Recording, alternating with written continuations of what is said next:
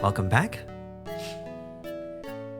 Last time we had arrived in the realm of Prian, realm of fire, even though the name is a bit questionable unless it refers to the four suns, which so far we haven't explicitly commented on.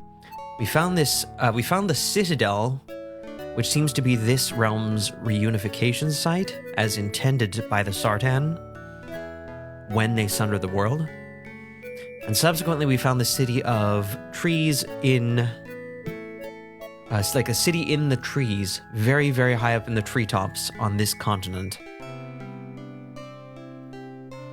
We've learned that humans are a bit of an inferior class, or more of a working class with respect to the elves in this realm. We found a young prince, an elven prince, who has fond feelings for a human princess. And we had a delightful conversation with him last time. And now we find ourselves invited to a meeting they intend to hold. There's nowhere else that we can go here. There is a tree with a branch that curls kind of over this area, so we might be able to get to the far garden if only we could hook something over that. I kind of wanted to try tying the zinger to the rope to see if that does anything. You can't get the clothesline to stay on the oddly shaped zinger. Alright then. Alright, let's head to the southeast. This is where the prince was stuck. And see what they're doing there. This is another clearing so shaded by overhanging branches that it is much darker than the surrounding area. That's right. I remember this scene is taking place in the evening, but it's actually just in an intense pool of shade, which is really amazing. That would be an incredible location. As you stroll into the clearing, you notice the children scurrying around preparing the area. Some gather wood for a fire pit in the center. That's right. Fires don't seem to be a problem here. Maybe because it's the realm of fire. The remainder relax around the pit, on the ground or on a log lying nearby. He's just upset because his girlfriend is coming and he didn't get the golden staff to impress her. The prince collapses on the log looking miserable. Others glare at him as they do their work but say nothing. A small girl carrying your doll says, "There you go." It's never night here, right? Alright, well, we're free to explore this area. And it looks like this is a dead end, too. We can only go northwest from here.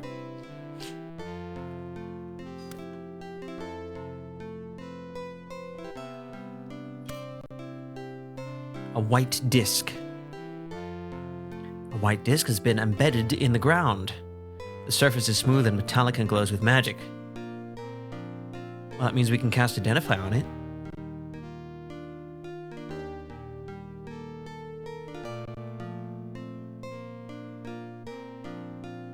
It's nice knowing that there's one spell that only needs one rune, so we can just pick the rune out, rather than Don't worry, getting into the it's list. dead. Not a live bug in it. Lucky for us.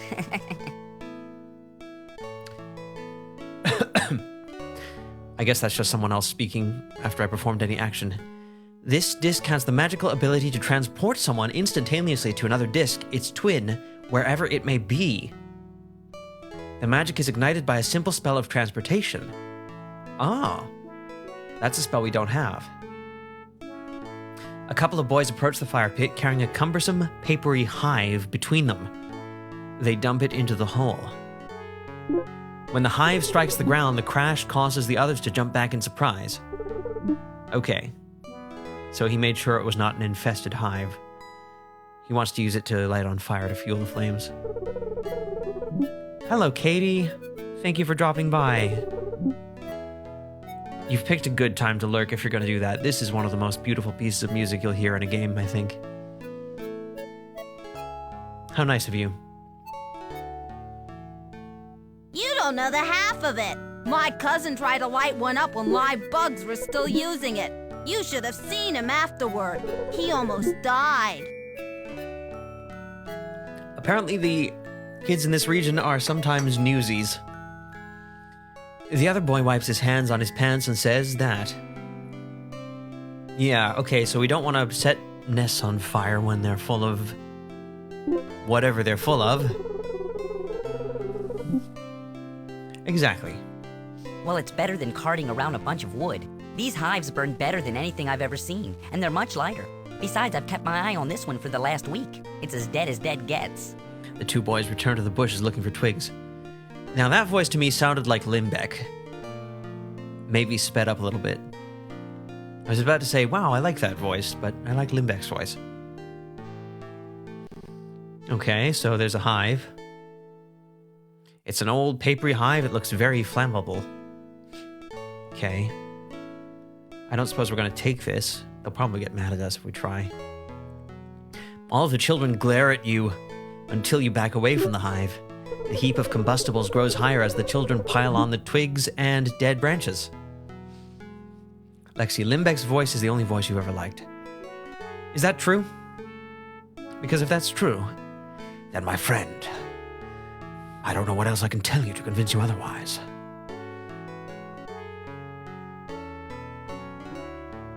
The trees aren't yours to give, but the children are. Just kidding. You can't attract the attention of any of the children. They're too busy playing their own games. One child sprinkles dried moss around the massive hive as the others sit down around the pit. This is interesting. It seems that no matter what I do, the children are going to add things, and it looks like the text for those occurrences is concatenated with the text, which is the result of whatever I do. And it looks pre-written, and that's really pretty cool. Let's look at the trees. The separate trees around you are actually just branches of the same huge tree that you stand on. A child strikes a piece of flint against a flat rock that she holds. The sparks fall onto the dried moss and the hive. Immediately the hive explodes into flame, and the children applaud. Look at what a beautiful fire that is, too. It looks like the frames of animation are dissolving into each other, but that might have been baked into the movie. It's hard to tell. Lexi says, why did I think this was some kind of royal meeting, arranged by adults, I mean? Yeah, it seems more like the kids are doing it, but the prince told us that the adults didn't want the kids to meddle too much with this Sartan wizard, or someone who we believe is Sartan. So it would make sense that the adults didn't plan this. It's like the kids are trying to form a sort of unofficial club because the parents don't approve. Can we climb the trees? You scamper up the nearest tree, scrape your knee, bang your head, and fall down on your backside. All in all, the experience you were hoping for. Oh yes, we've seen that before. Some of the children make themselves comfortable around the fire. They begin to chatter excitedly about something. With a pop, a hot ember leaps from the fire and lands nearby. A few children giggle at it, but leave it where it lies. So they really aren't worried about fires.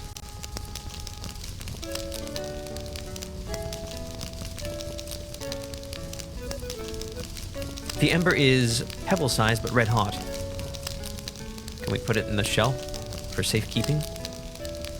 You scoop up the hot ember. You scoop the hot ember up with the shell. That's cool. I wonder if it will cool down. We could have used the cool spell on it, I guess, but it seems nice that we have a hot ember. And again, this tree doesn't seem very flammable. So maybe that's it. The giant tree isn't flammable. It's more like a native life form that is somehow more akin to rock, so that you can burn things on it and you don't have to worry about hurting it. All right. Can we talk to this child? The elf child ignores you. A pretty young human woman steps lithely from the branches. She's dressed in hunting leathers but carries herself regally. A golden sword is strapped to her waist and a flute is strung around her neck. She utters no words when she sees everyone looking at her, and instead walks to the log and sits down. She attempts to act unperturbed, though it is obvious that she is uncomfortable with the attention. I don't know if this is the wizard, or the human princess. I'm assuming it's the princess because she has the human sword. As soon as the woman arrived, the elven prince became entranced. His mouth dropped open and his eyes followed her every movement. I think she would be the princess. When she sat down, she seemed torn, He seemed torn between wanting to speak to her,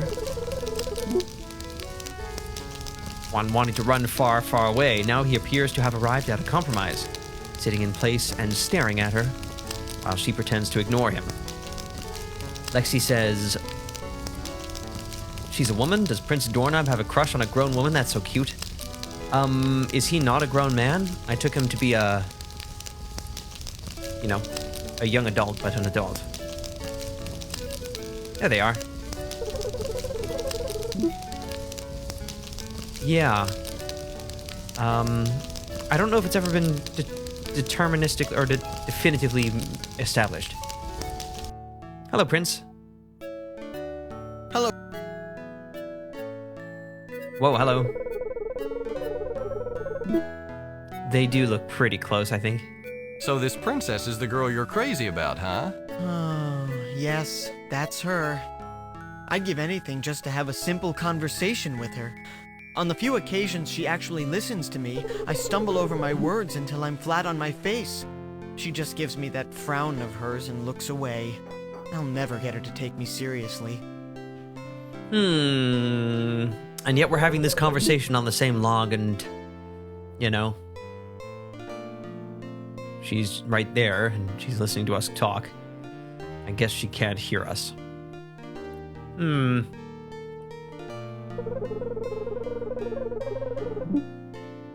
I know how to whisper. I'm Haplo. Do you think your girl would give me her sword if I ask her nicely? Give you her sword? Never! It's her most valuable possession. She'd die before she gave it to anyone. I guess getting the sword won't be that simple. We've been pretty selfless this far. I think let's just talk about what our needs are. What about our needs? Well then, do you think she'd do me a favor if I asked her? I can't say, but I've never seen her be nice to anyone she didn't know well. If she liked me better, I'd be happy to ask her for you. Maybe someday. Well, that gives us a vested interest in establishing some connection between them. What exactly do you need to court this princess? First, I need the golden staff of rulership. She'll regard me as an equal if I hold it. But even if I gain her respect with the staff, there's no guarantee she'll like me very much unless I can give her something nice, something as pretty as she is. Then, once she's feeling kindly towards me, I'll need something to keep me from stumbling all over my words. I can never figure out anything to say. He really has thought this through, hasn't he? Tell me about this staff. I've already told you almost everything I know about it, though I know that I'll never again go into the maw after it. Once was enough, and usually more than enough because you're not around to talk about it afterwards. The maw? Is that what it's called? Lexi says she's pretty mean to people she doesn't know. I saw her punch a guy in the face for asking for the time. Ah, she's so charming. Yes. That is an interesting perspective on her. Look, you gave me something as pretty as I am. Is that logic that happens in people's heads? Tell me about this pretty thing. I don't know. I need something nice, something pretty, something that girls like. There must be something like that around here somewhere. I do await the "here, kid" moment. Tell me about the right words. I have trouble enough speaking to her without trying to sound romantic. I know that if I try, I'll end up stumbling all over myself. I need a script of some sort. I'll just write you a script. I'll tell you what. Why don't you try roses are red, violets are blue, you're real nice, and I'm stuck on you. Even I could come up with something better than that. You're real nice, and I'm stuck on you. That reminds me of the host of You Don't Know Jack. No one has ever been able to produce something that reminds me of my own beauty, so... ... Yeah, how long does the gathering go on? How long does the gathering go on? For quite a while. Zifnab sometimes leaves and returns a few times in an evening. We use his comings and goings as an excuse to socialize and play games. We only leave if we start to get really tired. Okay, so there's no utter hurry. This seems like such a nice ritual. I mean, we don't know whether Zifnab is going to change the flavor of it, I guess, but, hanging out with your friends in your early adult or nearing adulthood years in a shaded area with your own little campfire sounds fantastic. What is that thing in the fire? That's the hive of some nasty stinging bugs we have around here. It's completely deserted. Otherwise, we'd be up to our necks in angry flying insects. They don't take well to their homes being lit on fire. So they sting. Zifnab sounds like something backwards, but does ban fizz make any more sense? Maybe as an onomatopoeia. Yeah.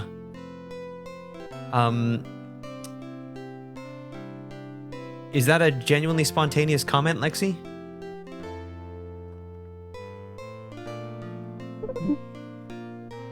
I do have a little bit of commentary on that since you brought it up, but we'll get to it later. Okay, when is he going to be here? That's the only real question we have left. When is Zifnab going to show up? Who knows? Zifnab is anything but predictable. He will be here sometime today, but when exactly is anybody's guess. All right. Thanks, Prince. I'll speak with you later. Sure, I'm not going anywhere. Some interesting visual artifacts there when conversation faded out.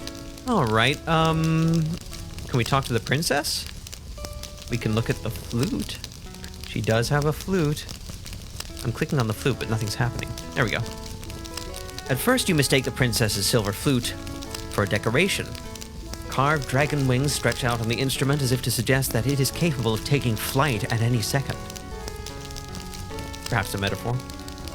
Let's look at this sword. We're just looking at it. We're just browsing.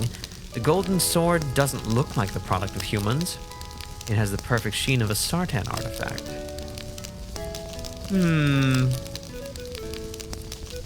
Can we use magic on the gold sword? We're just looking at it. We're just browsing. Presumably people can see us drawing the rune for identifying the heir.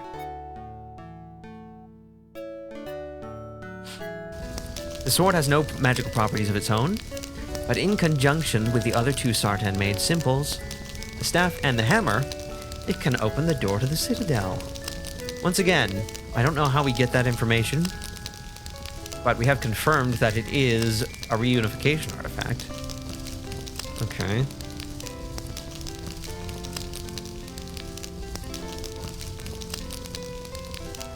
Okay, let's talk to the princess if we can. Is it possible? We Even can. though you look to be human, I don't know you, and I don't speak to people I don't know. Well, hello. Shoot. This is you. We finally get to see you. Hello, milady. Unfortunately, we started to talk to you right as that audio artifacting started. And normally we'd have to quit the game and come back in to get that working properly again. So, are we gonna have to go through a whole conversation this way? How did you mistake that for a decoration? It does look awfully decorative, I have to say. Oh, cool. So we're fine. Let's remedy this audio issue then.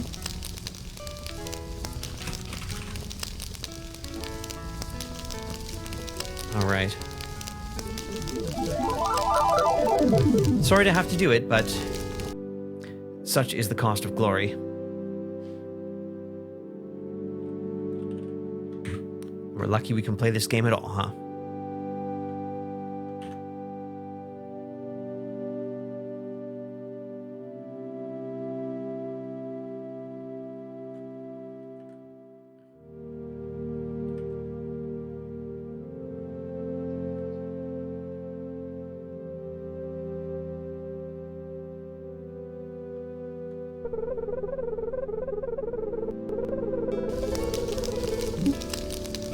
All right.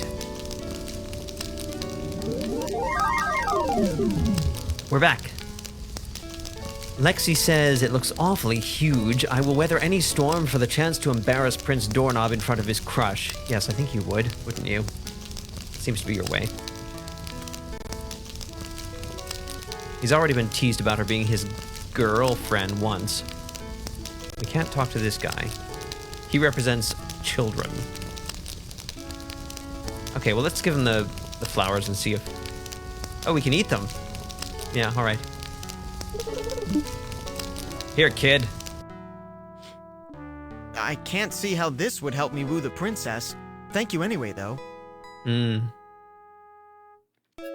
All right.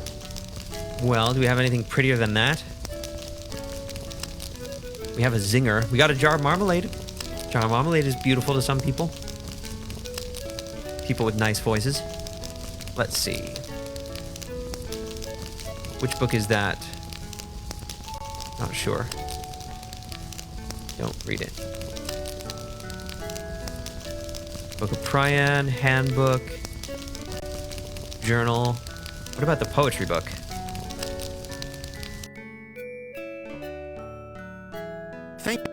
Oh, he wants it.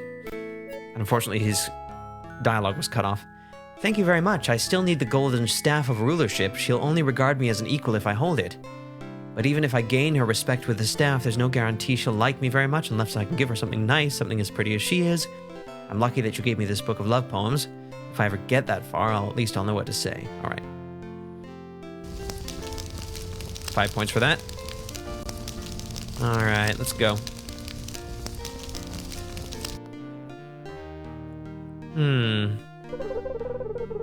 Lexi says, give the flowers to her yourself. Get a kiss. The prince will challenge you to a battle in jealousy. You will slay him. The princess will, in shock, swing at you with the sword, and you will slay her, getting it. Oh, I see. Yes, that's good. Can we give her the ember?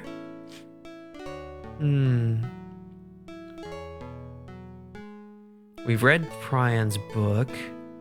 We have a seal piece.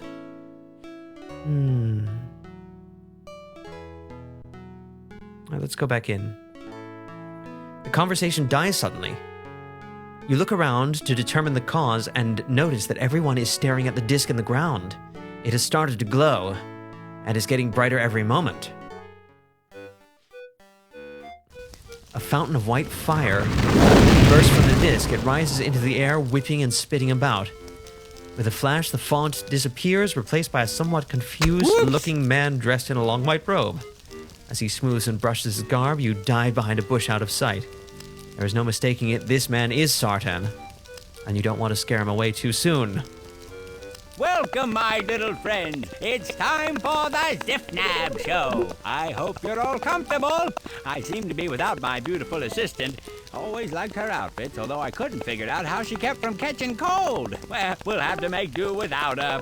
I hope you've all been thinking over what we talked about last time. I know you're just dying to philosophize about racial harmony.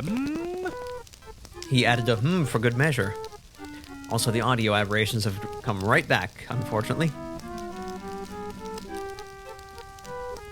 Magic, magic, magic, magic, magic, magic, magic, magic. Hold on there. Magic, magic, magic. Whoa! Yes, I know that the races living in conflict is very tragic. That's why we're going to talk about it. No, we want to see some magic. Oh, magic! You want to see magic? Let's see. Any of you have a $50 bill? No? How about 100? Put that coin away, son. This trick only works with the high denominations.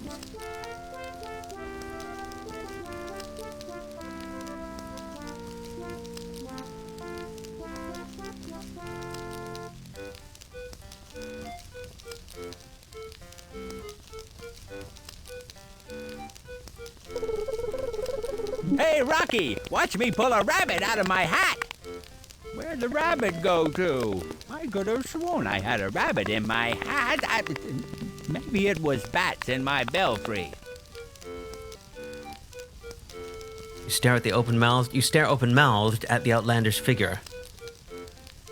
Without question, this Zifnab is a Sartan, but he is nothing like you envisioned. He seems harmless enough. Perhaps even a little mad, but you know how powerful the Sartan were. Best just to observe. The purpose of this whole act could be to lull any potential enemies into underestimating him. Well, let me try a real showstopper. What was that spell? It always gets everyone's attention. Feather fall? No, something else. Direfall. Fireball? Firehole? Wait, it'll come to me. Zifnab stands in place, contemplating his spell. The silence lengthens, but the children don't mind. They turn to each other and talk, obviously used to these lapses. Time passes, and in your crouched position, your leg starts to cramp. Involuntarily, you shift your weight. The movement shakes the bush you use as cover and attracts the Sartan's attention. Is that a new little friend I see back there? Come on up here. Every new friend gets to grab a handful of pennies from the jar. My, you're a tall bugger, aren't you? Wait a moment, you're not a child. In fact, you're not even from Pryan. You're a patron. Yeah. It's an illusion. The white robe Zifnab wears whips around as he whirls back towards the disc in the ground. Before you can do a thing, he traces a rune construct into the air. The spell floats into the white disc and appears to catch fire. You charge him, but before you can reach the disc, he has disappeared to wherever the spell has taken him. And we have learned a spell. Alright. So, the man was indeed a Sartan, and he seems to know what patrons are. Not sure what that means for us in the future, and what the children will think of us at this point. So, unfortunately, I'm gonna have to save again to try and write the audio issues again.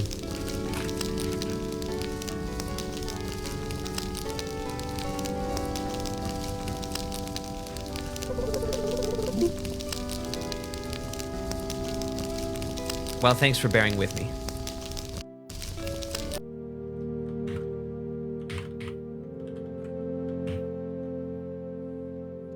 At least I've got this routine down.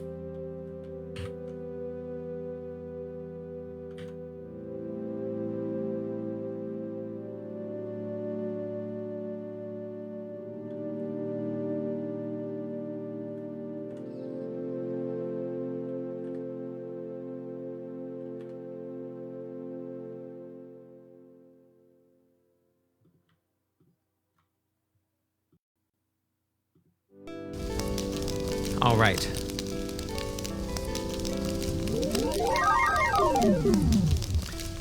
Here we are. Come on. Let's do this.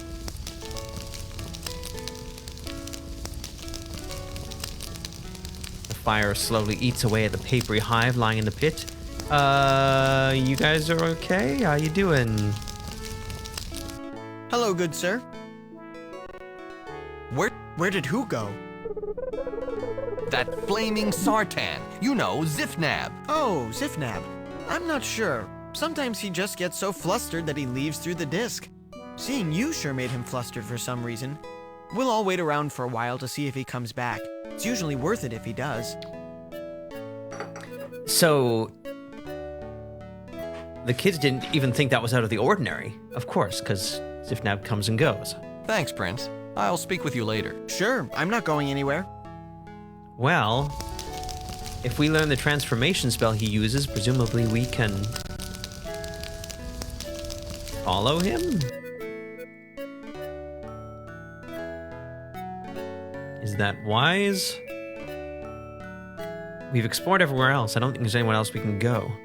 Look at that spell. That's a spell you could do with one swish. Yeah.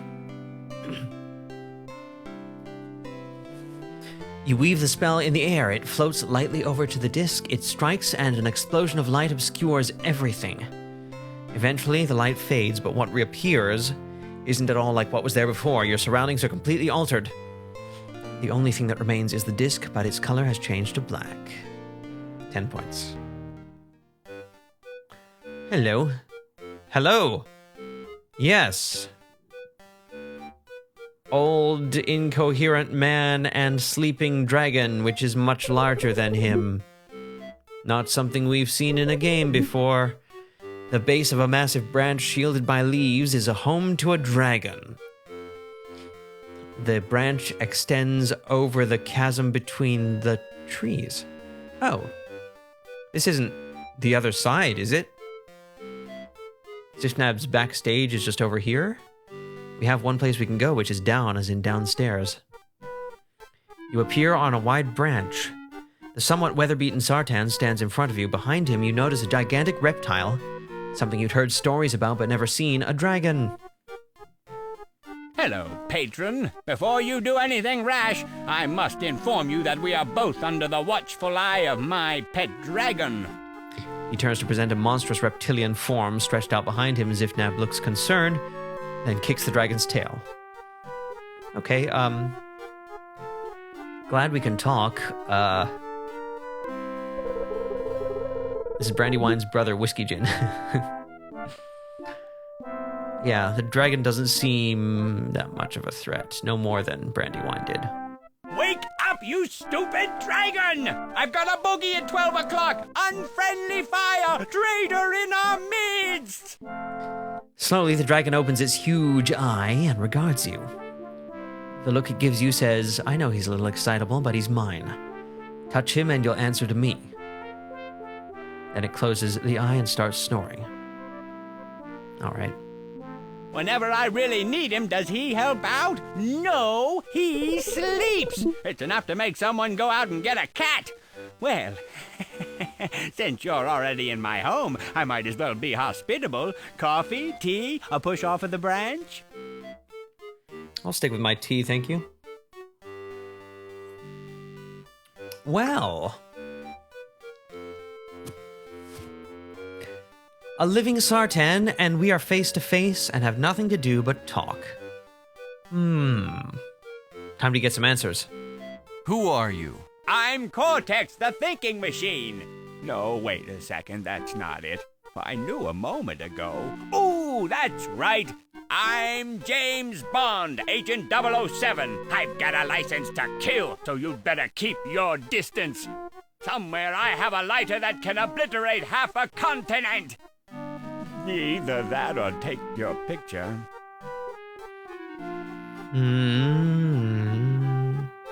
Let's show him we know his name. No, you're not. You're Zifnab, the children told me. Haha, that's just my cover. You a fool, huh? Can't blame you. I'm the best in the business.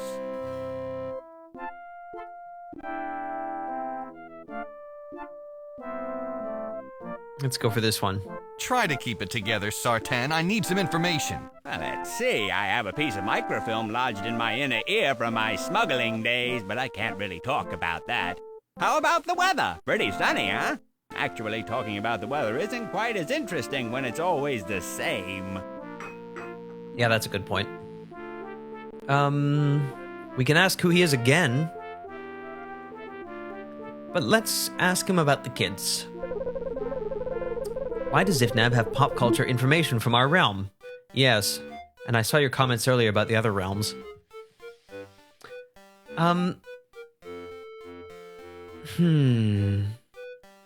They are the children, so maybe the prince isn't an adult, and maybe the princess isn't an adult. They must be right on the cusp or something. Why are you talking to the children about racial harmony? The races have never been closer to tolerating each other, especially the children. If I can impress upon them the importance of peace, they may achieve unification. Well, that's actually coherent. I'd say 17 or so, maybe teens, yeah, but there's probably some smaller ones there too, I think. I mean, children aren't all born at the same time. So this actually comports with what we know of the Sartan's plan for unification. Let's ask him a little more about that. Yeah, you just mean the prince and the princess, right? You've referred to the unification.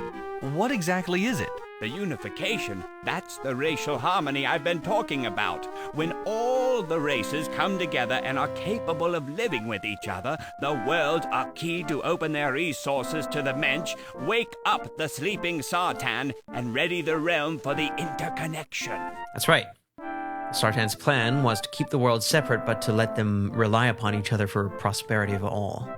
Each world set up its own test to determine when the unification occurred. When the mensch figured out the way into the citadel, when they work together to enter it, they will have unified. This was supposed to happen in every realm. After all of them were ready, the council was supposed to complete the sundering by interconnecting the realms. The new society would begin. But it's been so long. Far too long. Something went wrong. That's the way it seems. Greetings, Zankoth. Good to see you pop in this evening for us, morning for you, I assume. Hope you make yourself comfortable if you care to. What do you think went wrong with the plan? We took on too much ourselves. We were gods, and we were infallible. I warned Sama that we should wait. There were alternatives, but he didn't listen. He was full of his dream. Was Zifnab on the council? We didn't hear anything about him from Lord Tsar. But he claims to have had Sama's ear. Where are the other Sartan? I don't know. Have you seen them? I figured they'd been hiding from me all this time. Some joke. I turn my back for a couple years, take a little moonlight stroll, and they all go away. Well, it's not funny! We could tell him what we saw. Where do you think they could be hiding? Well, I left them in the Citadel when I went for a walk. I assumed that they'd be along, but they never came. I haven't seen them since. Uh-huh. I found a group of them on Arianas. They were in crystal coffins. Of course they were. The unification has yet to take place on Arianas. When it does, the coffins will open and the Sartan will come out to help the Mensch. Oof. Should we tell him? Yeah, let's tell him. No, you don't understand. I did something there and the coffins opened. All of the Sartan were dead. They're dead? All dead? How did it happen? How could it happen? You did this, patron, didn't you? Somehow your race has struck back and killed us. Admit it! No, we could play that role, it looks like, but... let's be straight with him. Lexi says he just went for a walk and they were gone. I walk a lot. I wonder how often that kind of thing happens. Yeah. Well...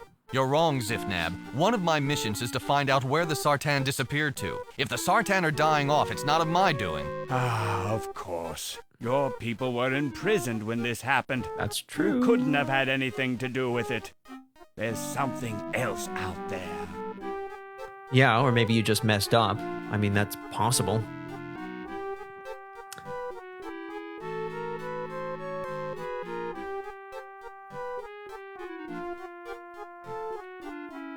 Zifnab seems to think that the gods took too much on. Why are you here? I don't know why I'm here exactly. Even though our policy is non-interference when it comes to the unification, I felt I had to help it along. It's been so long and the Mensch have never been so close as they are now. So he's here trying to give them a nudge. How long have you been here? Alone? I'm not alone. I've got my dragon, I've got the children. I don't need more than that. But it seems like a long time since I've seen any of my people. A long time. Let's talk about something else. You're obviously uncomfortable with this subject. Suit yourself. All right. Let's ask him about the dragon. Looks like the chat might have been disconnected for the last minute or so, but I think it's back. What is this dragon? He's my pet dragon. I met him shortly after I came to Prian. He took a liking to me, so I decided to adopt him. He told me that he embodies good in the wave. Doesn't make any sense to me. If he's supposed to be the personification of good, then he wouldn't be so lazy. Zankoth said, when my grandpa turned 70, he said, I'm going to start walking 5 miles a day. That's great, I thought, and to his credit, he stuck with it.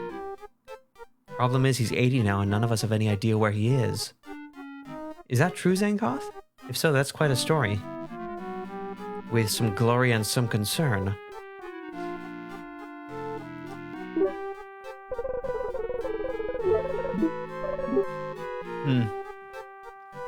to speak with an old. Speaking of which, Zifnab has just described the dragon as self-describing as embodying good in the wave. Those are terms we have not encountered before. That dragon is the embodiment of good? I know, hard to believe, isn't it? Especially since he didn't just eat you up as soon as you arrived. Are you implying that I'm evil? Of course not. Are you inferring that you are evil? That may be important. We might be on the verge of a breakthrough. A few more sessions and we'll be able to make some serious progress on your complex. Well, Zifnab's intentions seem honorable, but he really seems to hate us. And maybe the patrons deserve some hatred from the Sartan. We still don't know very much about what happened back in the day. I'm a good in the wave, Steve. But I don't think that Haplo's done anything wrong. And I don't even suppose that Zar has. All he's done is escape from the labyrinth like we have. And he started to do some research and form his own plan for what to do next. It is do be and jokings of merriment. Yes. Our people are secret evil. Well, what is the wave? What's the wave? You know, it's when a portion of the audience lifts their arms, followed by another portion, then another, until it completes a full circle around the stadium. No, wait, that's different. The wave is a little harder to explain. Reality is balanced. Good and evil can never be more powerful than each other. When that happens, the wave compensates. The dragon was created a long time ago in response to something else. Something very evil. Huh. Lexi, Zar is super bad. Not a chance he just escaped and is tripping around innocently. He won't let us read the book. Well, we don't know how long he's been out of the labyrinth exactly. He got out before we did, but he's still just a man as far as I know. I don't suppose he's left the Nexus. He wanted to send someone else specifically. All right. We've heard about magic in the Deathgate universe, how magic is just a playing with of abstract possibilities and bringing them from what's called the otherwhere into reality. He's sending us to do dirty work.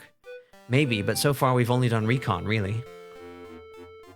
Although we are getting seal pieces, I guess those are powerful. Anyway, here we have a concept called the wave, which seems to be about good and evil. If there's more good created somewhere, then evil rises to respond, and vice versa. And this dragon is good, but was created in response to something evil.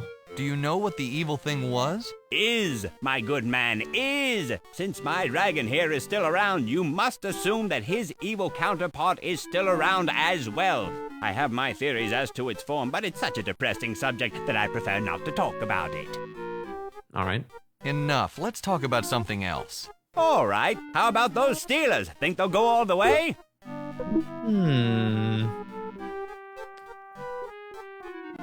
Well, I don't wish to be threatening with him. He just did a shifty eyes kind of look. Where is Priam's seal piece? Ah, the seal piece. Your lord needs it, huh? You know, there are better uses for it than what he intends. What do you know about my lord, I think? What do you know about my lord? Oh, nothing. I'm sure he's a wonderful fella. Life of the party kind of guy. Am I right? I'll bet he could show me a card trick or two.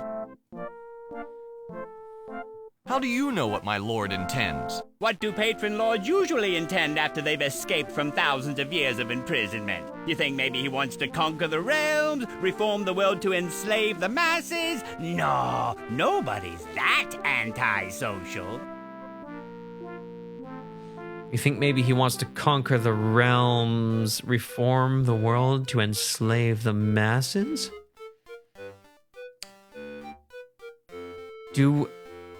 That kind of sounds a little like what Zar was talking about. I don't know if he's talked about explicit enslavement, has he?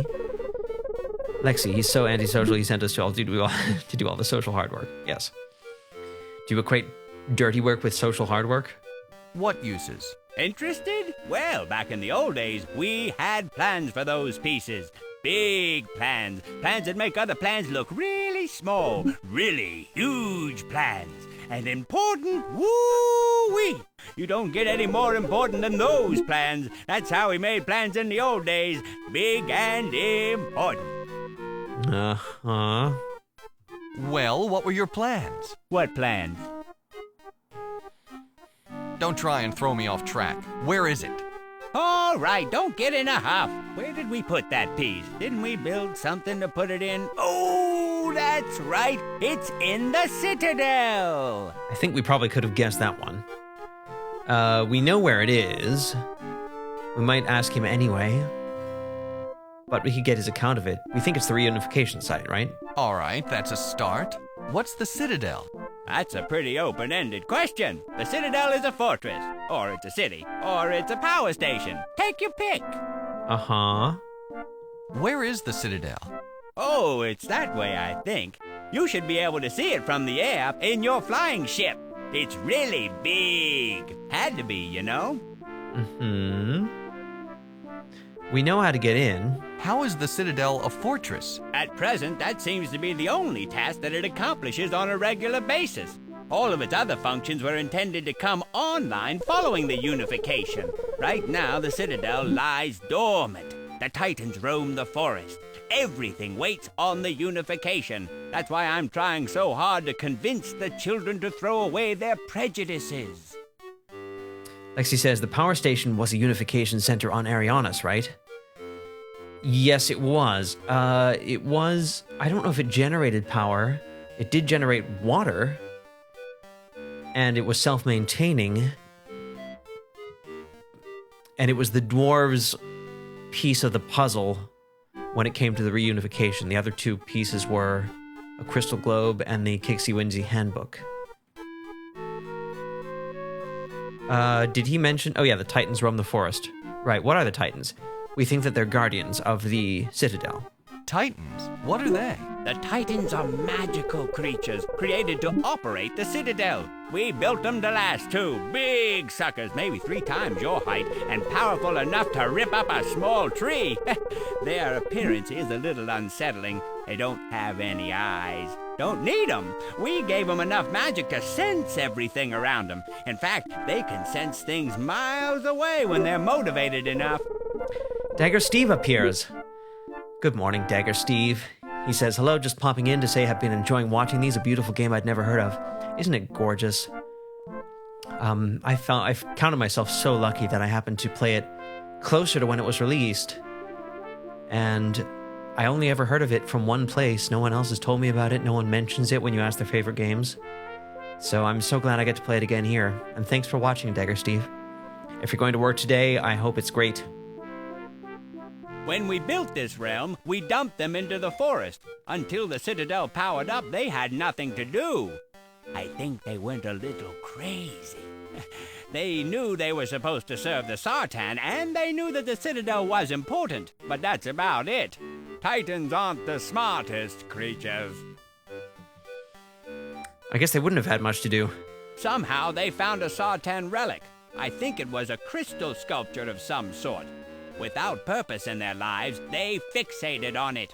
To them, I suppose it had religious significance, and to this day, they worship it. The Titans found a Sartan relic? A crystal sculpture. Okay. Against all of our expectations, the Mensch actually encountered the Titans. Dwarves moved into the area surrounding the Titans' forest. They understandably wandered in. The Titans reacted by defending their relic, and they drove the dwarves off, dragging their wounded behind them. But dwarves are stubborn creatures, and they continue to live just outside of the forest. As long as they stay outside, the Titans leave them alone. So that's where the dwarves are. We hadn't seen them in this world yet. So they live near the Titans, and they're only just keeping their distance. The two races live in uneasy peace. The Titans notice nothing besides their artifact, and the dwarves leave it alone. Those dwarves are understandably nervous, living so close to their enemy, so they keep a stock of weapons handy. I don't think they've actually pulled them out for years, but having them available makes them feel more secure. All right.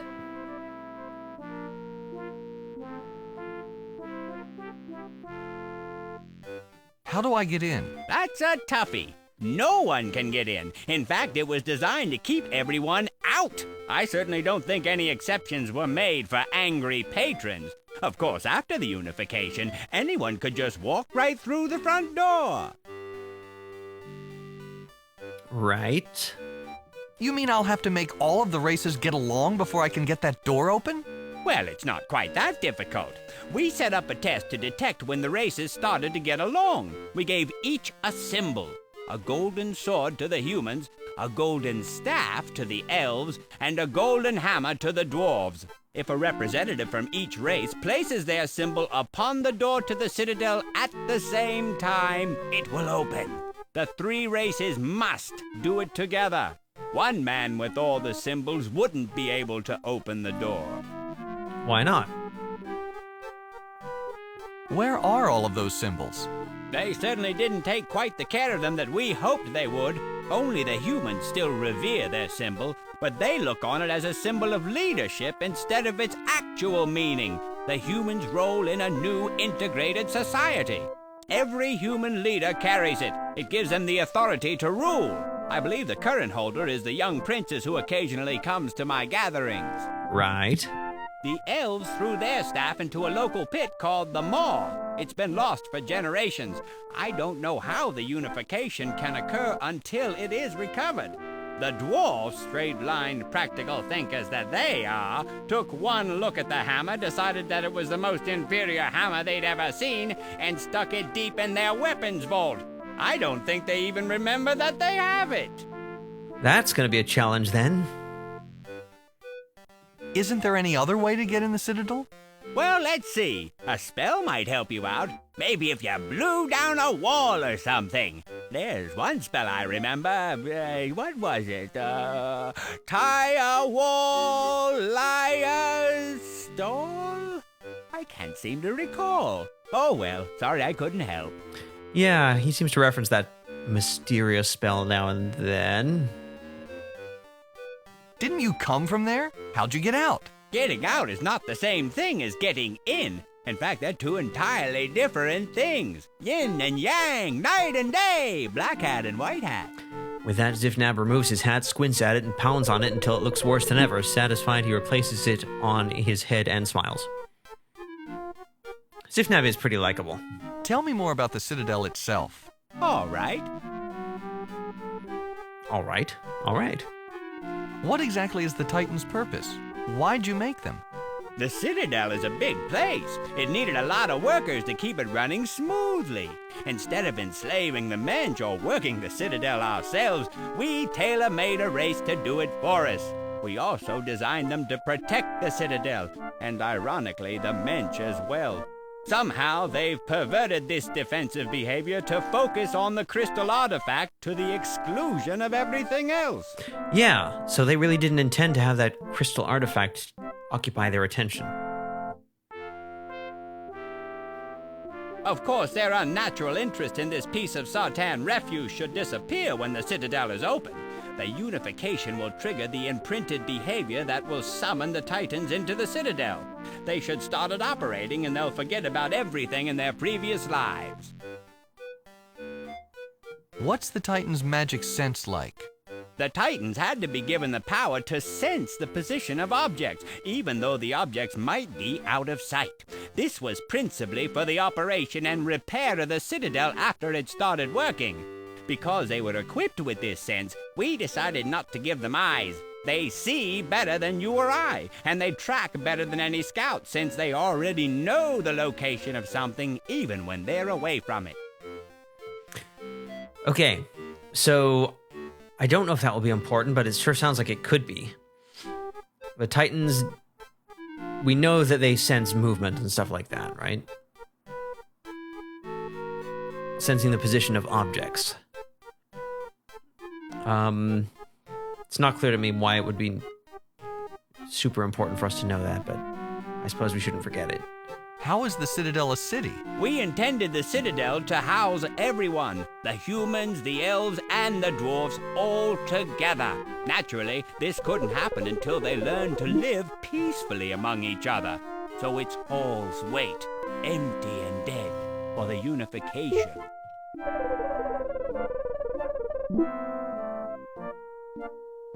How is the Citadel a power station? Prian has a role in the whole. Following the interconnection, Prian was to supply power to the other realms.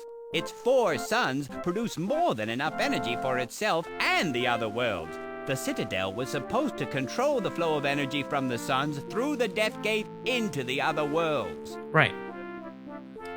So, Prion was supposed to be like the power source. I wonder what Arianas was supposed to provide. Was it the main source of water? How about we talk about something else? Suit yourself. Yeah, we have to ask about the transporter discs. Where'd you get these transporter discs? They're just something I picked up. Rather handy, don't you think? I had to plant the white one in the ground to keep the children from wandering off with it. I wouldn't want to appear in the middle of the campfire. Well, if I didn't have them, I'd have to rely on my pet dragon to take me everywhere, and getting him out of bed could blow a whole day. As far as I know, there's no other way back to the nearest tree. So we are on the nearest tree. I want the disc. How do I get the disc? I can't ask for the disc. I'm not gonna threaten him. I'm just not. I have had enough. Goodbye, Sartan. Well, I can't say I'm sorry to see you go, Haplo. But take care. You have many trials ahead of you. The fate of the world rests on your shoulders. Oddly profound tone to cap off that conversation. Yeah, we can't just take it, can we? Can we take it? You're welcome to take that disc. I can always get my dragon to ferry me back and forth, but unless I miss my guess, you don't have a pet dragon. Without the disc, you're going to have to find another way back to the other tree. Well, we do have a rope, and oddly, you gave us the disc. That's suspiciously nice of you. Even if you do have to use the dragon. Add a side conversation about alliterative tendencies. Yeah. If we didn't think he was a nice guy, I guess we do now. Look, another thing that glows black, kind of. Like our good old shirt. Ink-stained shirt. Alright. Unthreatened, the dragon in turn regards you non-threateningly. Through restful, half-lidded eyes. His entire demeanor suggests that he has nothing to fear from the tiny patron visiting his home. His beautiful iridescent scales glisten with the dappled sunlight, and when he stretches, splay rainbows everywhere. Aw, we don't get to see the rainbows, really. Give him flowers. I guess we could try that, if you like. Backseating allowed. You can't get the dragon to react, no matter how furiously you wave the pink plant at him. Zenkoth, Humpert Ringo picked a bunch of funny raspberries isn't satisfying to read at all. I'm not sure if you're right about that, Zenkoth, but I understand the intended point.